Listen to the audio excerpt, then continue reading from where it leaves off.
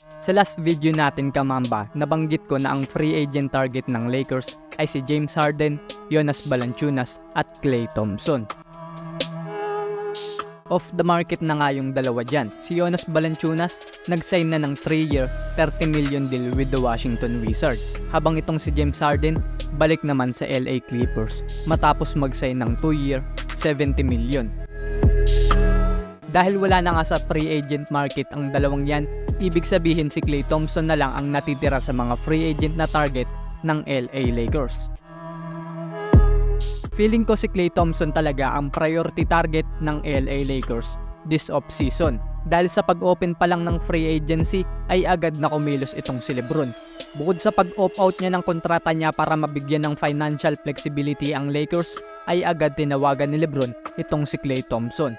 Told LeBron James called Klay Thompson right when free agency opened, 6 p.m. Eastern. Siguro ang purpose ng pagtawag ni LeBron ay ang i-recruit itong si Klay Thompson. Ayon nga dito kay Woj, tuloy ang negosasyon at malabo ngayong araw mag-decide itong si Klay. At baka bukas pa malaman kung ano ba talaga ang magiging final decision nitong si Klay Thompson. Nabanggit ko din sa last video natin kahapon na Dallas Mavericks at Lakers ang kakausapin nitong si Klay.